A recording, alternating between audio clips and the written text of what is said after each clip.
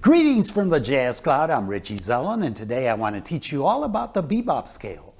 What it is, what it isn't, and when and how to use it. Throughout the duration of this lesson, I will teach you how to easily come up with all the variants of the original bebop scale, how to instantly apply them to improvise over any 2-5-1, and to conclude, I will show you an exercise over a rhythm changes bridge. And I am making this lesson as comprehensive as possible, so it is longer than my usual lessons as well. Therefore, I placed an index in the info section down below with direct links to the different subjects I am covering, so you can easily come back and review if needed. To begin, I want to give you some background on the origins of the scale and clear up some controversies.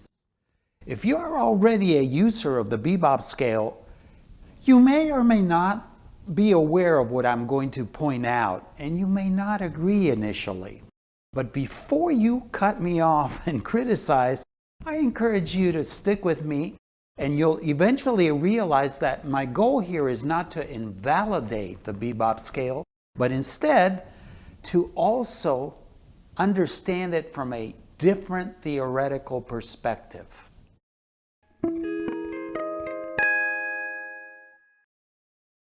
As many of you know, I have a series of books and online courses called the Bebop Guitar Improv Series. Some of my students have asked me on occasion why I don't teach the bebop scale per se.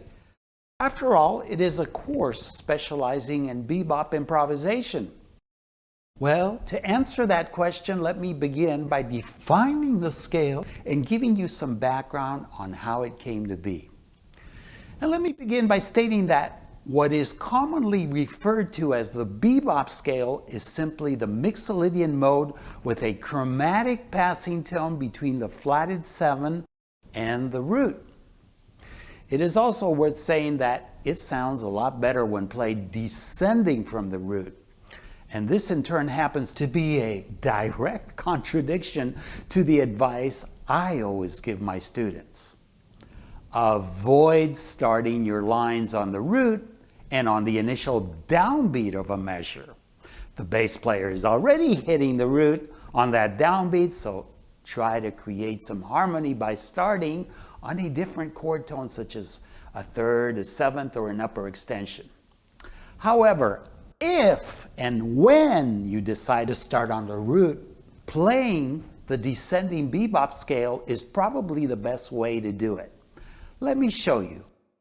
So this is the descending bebop scale in G.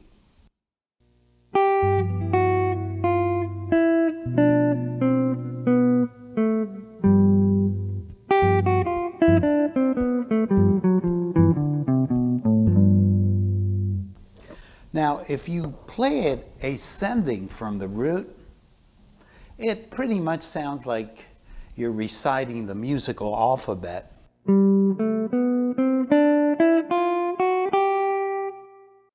So next, let me show you some variants. As I've said, any scale that has a flatted 7 can be a bebop scale variant. So let's look at some of the minor ones, and let's start with an A natural minor or A Aeolian descending bebop scale.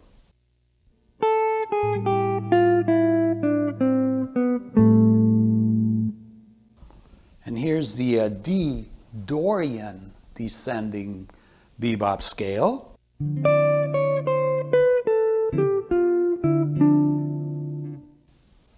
Here's the D Locrian bebop scale, which we can use over a half diminished chord.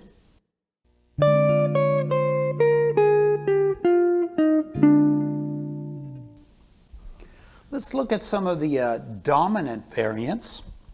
And here's a G Superlocrian or altered dominant bebop scale.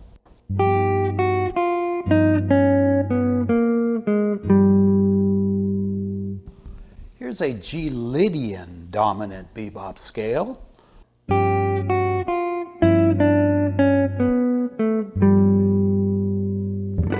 So the bebop scale is in essence an artificial scale.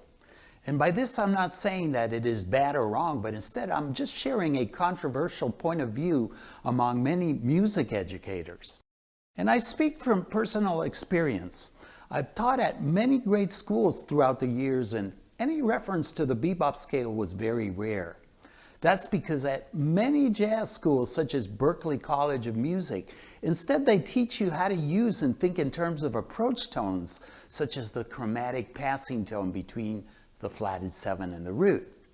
And the advantage to this is that you can apply this principle to any scale with a flatted 7 and come up with a variant of the so-called bebop scale. As a matter of fact, the insertion of a chromatic passing tone is a common practice between any two tones which are a whole step apart from each other in any scale. To further back my point, let me add that back in the early 90s, I had the good fortune of briefly studying privately with Red Rodney, who played trumpet with the Charlie Parker Quintet. I don't recall him ever making a single reference to the bebop scale. And to make sure I didn't miss out on anything, just a few days ago, I took out my copy of the Charlie Parker Omnibook and went through all 60 solo transcriptions in search of the so-called bebop scale. And guess what? I only found one instance where Bird started a descending dominant scale on the root and inserted the chromatic note in between the root and the flatted 7. You know, there were all sorts of instances over different scales where he used a chromatic passing tone between the 2 and the 3, the 6 and the 5, but again, only one between the root and the flatted 7. And you know what? I wasn't at all surprised. And that's because most bebop players back in the day focused on the chord arpeggio of the moment and targeted its notes using approach tones. So the resulting melodic lines you heard were the result of a vertical mindset and not so much of thinking horizontally in terms of linear scales. Let me briefly show you what I mean. So let's say we have a C dominant 7th arpeggio. Here's a line.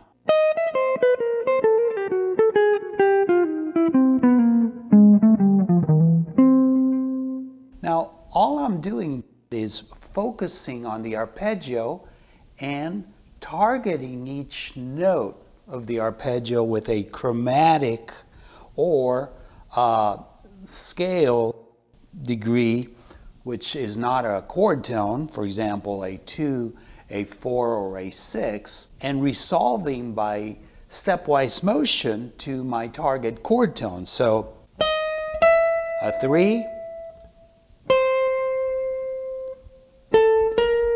or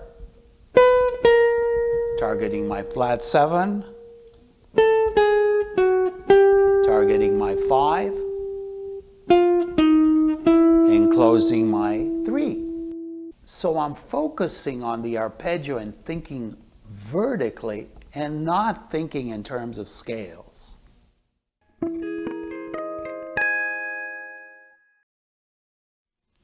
So after everything I've pointed out, by now you must be convinced that I'm trying to discourage you from even learning the bebop scale and discrediting its value.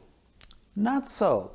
Although I've been aware of it for decades, personally I never understood the practical use of giving the mixolydian with an added passing note a new name. That is, until recently. I first heard of the bebop scale back in the 70s when David Baker from Indiana University introduced it in some of his books. I'm not sure who was the first one to coin the term. Most players today associate Barry Harris with it because he refers to it extensively in his methods.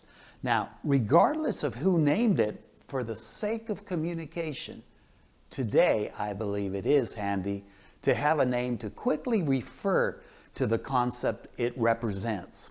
I mean, when you are teaching and want to refer to the specific 8-note configuration, it is probably easier and straight to the point to call it the bebop scale instead of a mixolydian with a chromatic passing tone between the flatted 7 and the root. What a mouthful. Having said that, let me mention 3 reasons why I believe the bebop scale concept, regardless of what you want to call it, can be a useful resource when teaching beginning, and I want to stress and emphasize, beginning jazz improvisation. Number 1, the use of the 8-note bebop scale introduces horizontal movement and creates a nice contrast with the vertical arpeggio-based content that bebop players predominantly employ. And this is in part due to the fact that the bebop scale features a 4-note chromatic run when descending from the root to the 6th. Number 2, the addition of an extra note to an existing 7-note scale enables the player to easily fill a measure of 4/4 by playing the scale in 8th notes. In other words, it creates rhythmic symmetry. And number 3, when playing in 8th notes and the scale is begun both on a chord tone and on the downbeat, all other chord tones in it will also fall on downbeats. As a result, this creates a linear ongoing sense of tension and resolve, which is a characteristic element of the bebop idiom. Now, again, these 3 principles not only apply to scales with a flatted 7, such as the mixolydian, but to any existing scale. Let me show you. So let me play the mixolydian scale, and instead of inserting the chromatic passing tone between the root and the flatted 7, like in the traditional bebop scale, I'm going to do so between the 3 and the 2. Okay? So I'm going to descend from the root.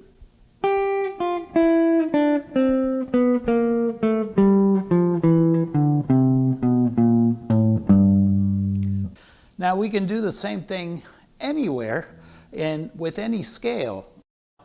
The major scale, the natural major scale, for example, doesn't have a flatted 7. So let's do it between the 6 and the 5.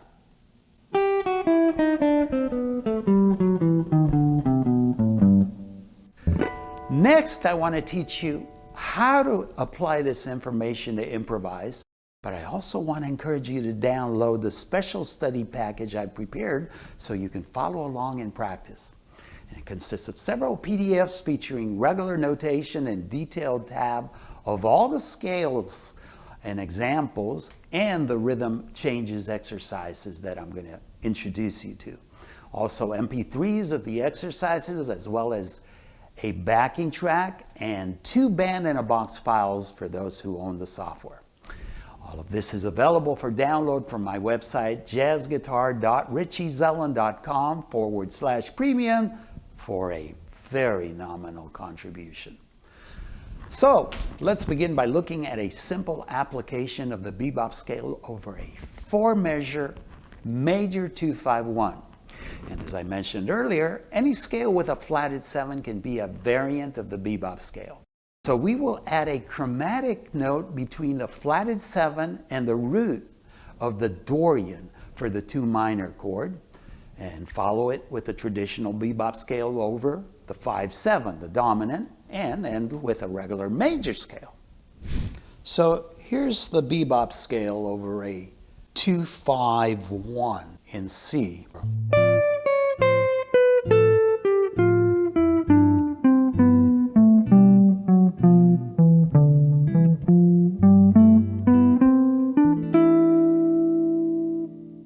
Notice the rhythmic symmetry and how, at least over the 2 minor 7 and 5-7, where we're using these bebop scales, each chord tone falls on a downbeat. 3, 4, down, down, down, down, down, down, down, down.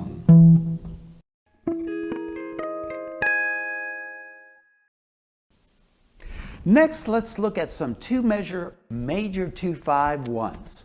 Now, we can simplify the thought process I previously explained by thinking entirely over the Mixolydian bebop scale that corresponds to the 5/7 for both the 2 and 5/7 chords.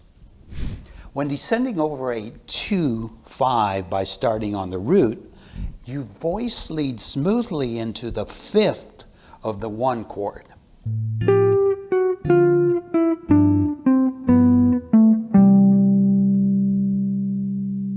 But you don't always have to start on the root. For example, when you start on the 5th of the dominant bebop scale, you voice lead smoothly into the 9th of the 1 chord.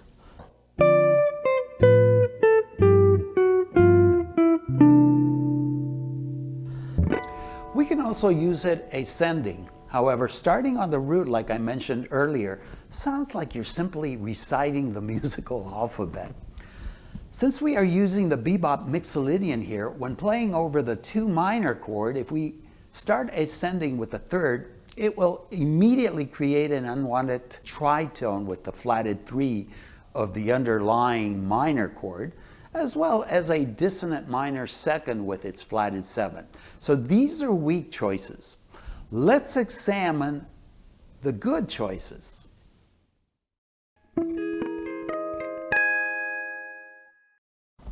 Here's a couple of ascending formulas. When you ascend from the 5th of the dominant bebop scale, you voice lead very smoothly into the 9th of the 1 chord.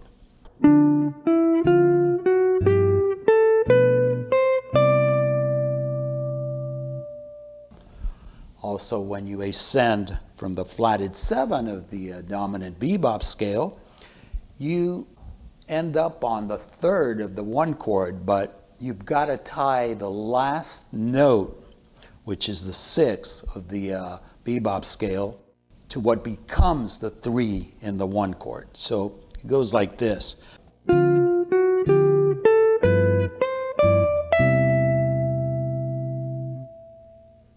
Now that I've shown you the fundamentals of how to employ the bebop scale and its variants, I want to show you how to apply it over a rhythm changes bridge, which is a common dominant-based chord progression in bebop. A disclaimer here though, this is an exercise to get you better acquainted on how to apply the use of this scale over a standard. Keep in mind that it will sound redundant and busy. And that's because the use of the bebop scale alone does not encompass the bebop idiom. Like I mentioned earlier, the understanding of how to use the arpeggio with its various approach note permutations is an integral element of the bebop sound. So I want to take this opportunity to recommend my intensive online Bebop Guitar Improv Series courses, which will teach you step by step every detail on how to master this musical language as applied to the guitar. For more info, please visit bebopguitar.richiezelland.com.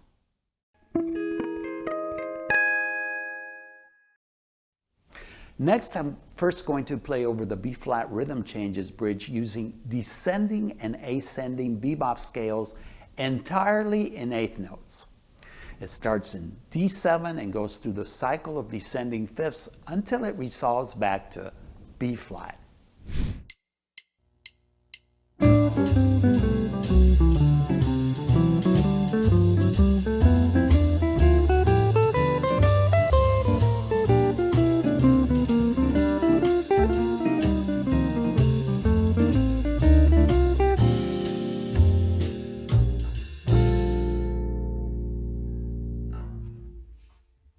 Now I'm going to use the same notes and show you how to break away from just playing 8th notes, and I believe you'll hear somewhat of an improvement as far as the musicality goes.